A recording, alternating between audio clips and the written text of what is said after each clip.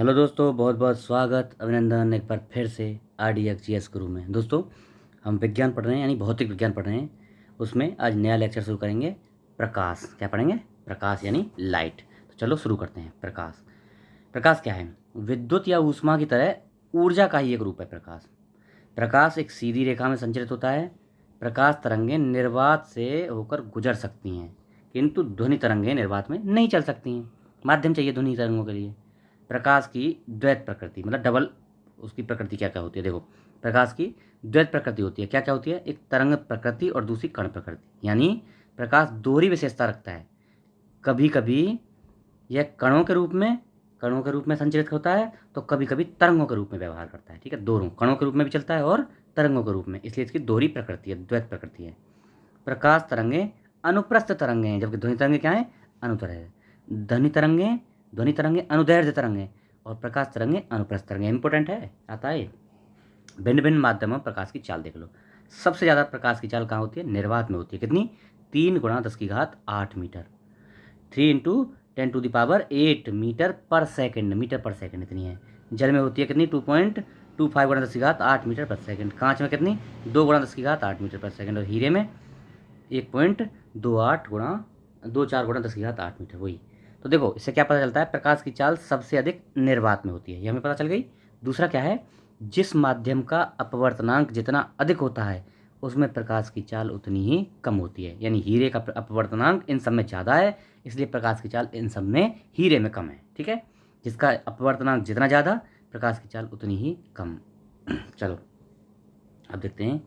निर्वात में प्रकाश के वेग और माध्यम में प्रकाश के वेग के अनुपात को अपवर्तनांक कहते हैं। देखो, निर्वात में प्रकाश का वेग किस स्पीड से चल रहा है? वो वही 3 × 10⁸ मीटर पर सेकंड। और जिस माध्यम की बात कर रहे हैं, उस माध्यम में प्रकाश का वेग किस स्पीड से चल रहा है, इन दोनों के अनुपात को अपवर्तनांक कहते हैं। अब मान लो हम निकालें कांच में अपवर्तनांक, तो कांच में कितना होता है? 1.24 × 10⁸ मीटर, ये होता है। तो देखो, 3 × 10⁸ मीटर पर सेकंड अपॉन क्या हो गया? 1.24 × 10⁸ मीटर पर सेकंड। इन दोनों को आप काट लेंगे तो ये जो है अपवर्तनांक आ जाएगा। किसमें? हीरे में। पानी का निकाल सकते हैं ऐसे। तो पानी का अपवर्तनांक होता है 1.33, तथा कांच का अपवर्तनांक कितना होता है? 1.50। अभी देखे थे ना, वही है सीधा भाई। 3 और वो 10⁸ मीटर पर सेकंड, वो तो है ही सभी में सेम। तो पहले वाले को 3 बटे, और पानी में कितना चल रहा था? 2.25। बस इतने से भाग दे दो, है ना, ऐसे निकल जाएगा। अच्छा, इस अपवर्तनांक को सामान्य ग्रीक अक्षर म्यू म्यू से प्रदर्शित करते हैं। इसको क्या बोलते हैं? म्यू। यू को थोड़ा सा नीचे कर देंगे लेफ्ट साइड में, तो म्यू हो जाता है।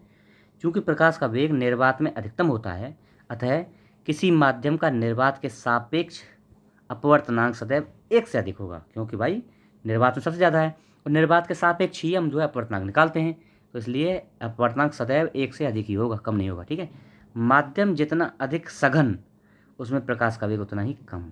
अब देखो, दो चीज़ आएंगी हमारी पकड़ में।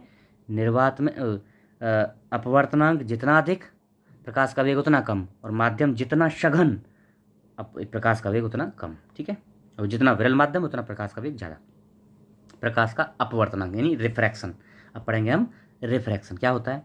जब प्रकाश की किरण एक पारदर्शी माध्यम से दूसरे पारदर्शी माध्यम में प्रवेश करती है, तो वह अपने मूल पथ से विचलित हो जाती है। इस घटना को प्रकाश का अपवर्तन कहते हैं। अच्छा, पहले माध्यम में चलने वाली किरण को आपातीकरण, और दूसरे माध्यम में चलने वाली किरण को उसको अपवर्तित करण। पहले वाली को आपातीकरण और दूसरे को अपवर्तित करण कहते हैं। ठीक है जी, समझ में आया? चलो आगे देखते हैं। अब आपातीकरण। अब देखो, आपातीकरण दो माध्यमों के तलों को पृथक करने वाले तल को आपातीकरण दो माध्यम के तलों को पृथक करने वाले तल को जिस बिंदु पर स्पर्श करती है, उसे आपतन बिंदु कहते हैं, तथा आपतन बिंदु पर खींचा गया लंब अभिलंब कहलाता है। अब देखो, समझाऊंगा, इधर चित्र में समझाऊंगा। आपातीकरण तथा अभिलंब के बीच के कोण को आपतन कोण कहते हैं। अपवर्तित किरण एवं अभिलंब के बीच के कोण को अपवर्तन कोण कहते हैं। देख लो, अब देखो देखो आपतन कोण और अपवर्तन कोण देख लो कैसे है। देखो, सबसे पहले अभिलंब कैसे, देखो, आपतित किरण है और ये अपवर्तित किरण, यहाँ से घुसी और ऐसे निकल गई अपवर्तित किरण। देखो, ये आपतित कोण आई, और ये जो आर है ये अपवर्तित कोण, और ये हो गया विरल माध्यम, ये सघन माध्यम, और ये हो गया अभिलंब। क्यों? जहाँ ये टच कर रहा है किस पे?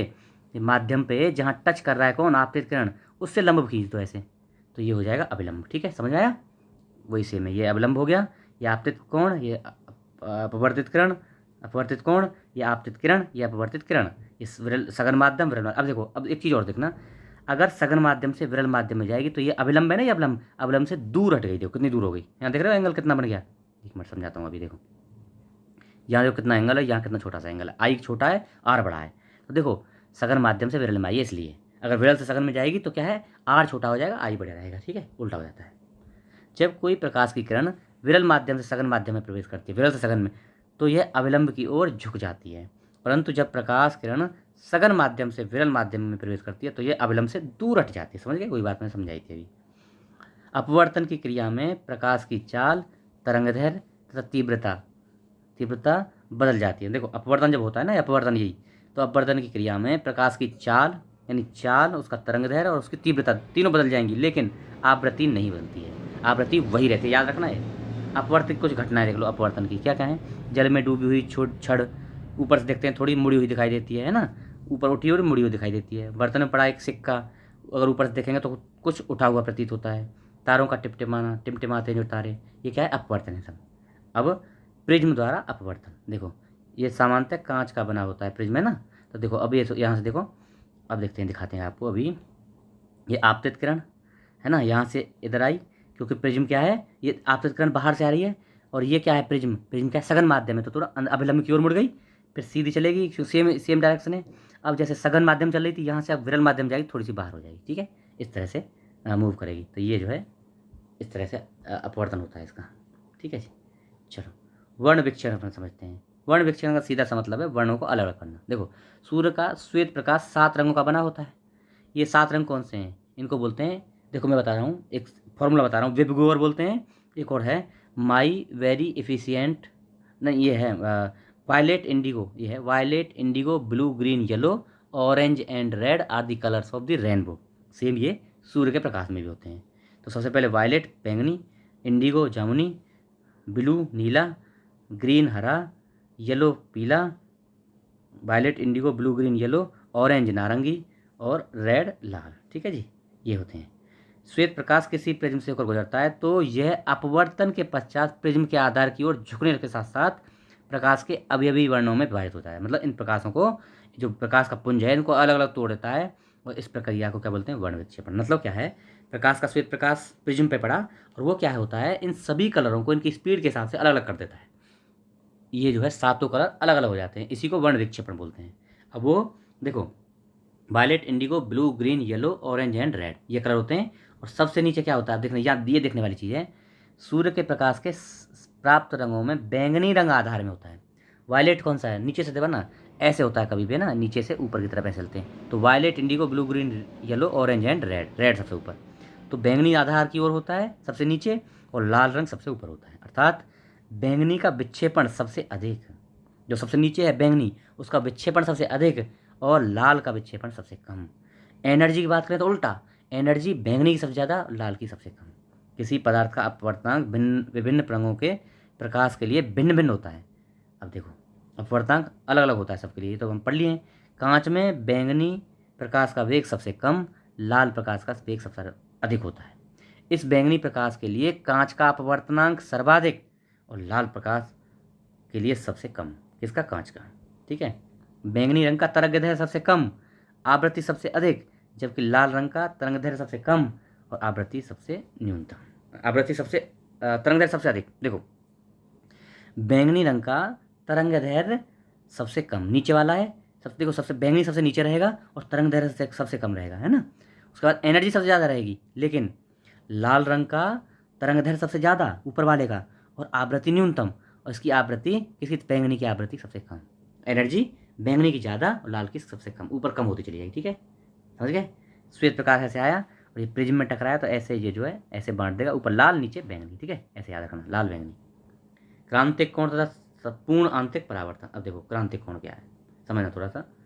जब कोई प्रकाश किरण किसी सघन माध्यम से विरल माध्यम में जाती है तो एक विशेष आपतन कोण के लिए अपवर्तन कोण का मान 90 डिग्री हो जाता है। समझे, सघन माध्यम से विरल में गई तो एक विशेष आपतन कोण के लिए अपवर्तन कोण का मान 90 डिग्री हो गया, यानी 90 डिग्री पर मुड़ गया। इसी आपतन कोण को क्रांतिक कोण कहते हैं। इसका मान दोनों माध्यमों की प्रकृति और प्रकाश के रंग पर निर्भर करता है। ठीक है जी, समझ गए। अब देखो, अंतरा पृष्ठ पर दृश्य प्रकाश के लिए क्रांतिक कोण का लगभग 42 डिग्री। हाँ, अंतरा पृष्ठ पर दृश्य प्रकाश के लिए क्रांतिक कोण कितना होता है? लगभग 42 डिग्री होता है।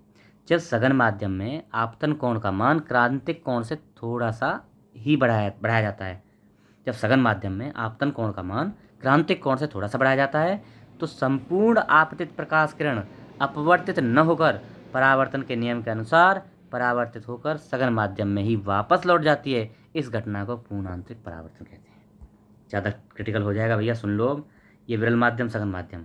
तो देखो, प्रकाश की किरण ऐसे पड़ी, ये देखो, इसको कोई मतलब नहीं है, ऐसे पड़ी और यहाँ पड़ी और इसी माध्यम में वापस लौट गई, तो इसको पूर्ण आंतरिक परावर्तन है ना। इसको बोलेंगे पूरी लाइट पड़ी और ये जो है रिफ्लेक्ट होकर बिल्कुल 90 डिग्री पे वापस हो जाती है, तो पूर्ण आंतरिक परावर्तन। ठीक है, ऑप्टिकल फाइबर में ये चीज़ें होती हैं, है ना। अच्छा, अब देखते हैं, आपने इंडोस्कोप कराई हो कभी, देखे होंगे, नहीं कराई हो तो इंडोस्कोपी में यही कार्रवाई होती है, यही जो है इसी प्रिंसिपल पर काम करती है इंडोस्कोपी। चलो अब बोलते हैं परावर्तन। प्रकाश जब किसी वस्तु पर पड़ता है तो वह अवशोषित, संचारित या परावर्तित हो सकता है। कुछ को अवशोषित हो जाएगा, संचारित हो जाएगा, संचारित मतलब परावर्तित हो सकता है। प्रकाश किरणें जब किसी वस्तु की सतह पर पड़ती हैं तो उन्हें वापस प्रेषित करने का प्रक्रम प्रकाश का परावर्तन यानी रिफ्लेक्शन कहलाता है। रिफ्लेक्शन ऑफ लाइट क्या है? किसी माध्यम में पड़ी और वहाँ से सेम रिफ्लेक्ट हो गई तो उसको रिफ्लेक्शन बोलेंगे। ये पॉलिशदार चमकीली सतहों पर बहुत ज़्यादा होता है ना। रजत धातु प्रकाश की एक उत्तम परावर्तक है, इंपॉर्टेंट है। सबसे ज़्यादा रिफ्लेक्शन कहाँ होता है? रजत धातु यानी चांदी पर। दर्पण क्या है भैया? किसी एक चिकनी उच्च पॉलिश युक्त परावर्तक सतह दर्पण कहलाती है। दर्पण दो प्रकार के होते हैं, कौन? समतल दर्पण और गोलीय दर्पण। अब देखो, गोलीय दर्पण के भी दो पार्ट होंगे आगे। तो समतल दर्पण क्या है समझ लो पहले। समतल दर्पण एक तरफ रजत धातु की चमकीली सतह वाली कांच की पतली, चपटी और चिकनी सीट है। हमारी श्रृंगार मेज पर उपयुक्त जो दर्पण होता है ना, ये समतल दर्पण होता है। एक समतल दर्पण होता है, कौन था? वही वाला है ना। समतल दर्पण द्वारा बना हमारे चेहरे का प्रतिबिंब पर्दे पर प्राप्त नहीं किया जा सकता है, उसे केवल दर्पण में ही अवलोकन करके ही देखा जा सकता है। समतल दर्पण में हमारे चेहरे का प्रतिबिंब आभासी प्रतिबिंब का एक उदाहरण है। आभासी प्रतिबिंब काल्पनिक प्रतिबिंब या अवास्तविक प्रतिबिंब भी कहते हैं आभासी प्रतिबिंब को। ठीक है, स्पष्ट है कि समतल दर्पण द्वारा बने प्रतिबिंब की प्रकृति आभासी एवं सीधी होती है, इंपॉर्टेंट। ठीक है, समतल दर्पण द्वारा आभासी और सीधी। समतल दर्पण द्वारा बने प्रतिबिंब का आकार वस्तु के आकार के बराबर होता है, ये भी ध्यान रखना। समतल दर्पण से आकृति आभासी बनेगी और सीधी बनेगी और वस्तु के बराबर बनेगी। ठीक है, समतल दर्पण से बना वस्तु का प्रतिबिंब दर्पण के पीछे उतनी ही दूरी पर बनता है जितनी दूरी पर वस्तु का दर्पण के सामने रखी है। जितनी दूरी पर सामने रखी है उतनी दूरी पर बनेगा। अच्छा, समतल दर्पण में बने प्रतिबिंब में पार्श्व उत्क्रमण होता है, अर्थात अर्थात समझो, पार्श्व उत्क्रमण होता क्या समझो। दर्पण के सामने खड़ा व्यक्ति अपना बायां हाथ उठाता है तो प्रतिबिंब में उसका दायां हाथ होता है, मतलब पार्श्व मतलब उल्टा। अगर वो सीधा हाथ उठाएगा तो बायां दिखेगा उसमें, बायां उठाएगा सीधा दिखेगा। ठीक है, ऐसा है। गोली दर्पण क्या होता है? ये दूसरा नंबर है, गोली दर्पण, जिसकी परावर्तक सतह कांच के खोखले खोखले गोले का काटा गया भाग होता है, मतलब ऐसे गोले जैसा काटा होता है, तो इसको गोले दर्पण। ये गोले दर्पण भी दो प्रकार का, कौन सा? अवतल दर्पण और इन कॉनकेव मिरर, और उत्तल दर्पण यानी कॉन्वेक्स, कॉन्वेक्स मिरर और कॉनकेव मिरर। ठीक है, अब देखो, अवतल यानी कॉनकेव मिरर क्या होता है?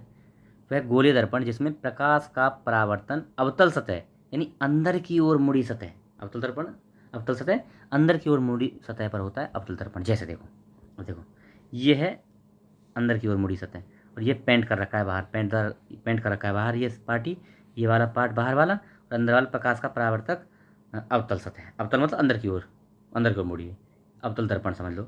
दांतों की परीक्षा करने हेतु दंत चिकित्सक रखता है अवतल दर्पण। प्रतिबिंब देखने के लिए अवतल दर्पण का उपयोग किया जाता है ना, दांतों के।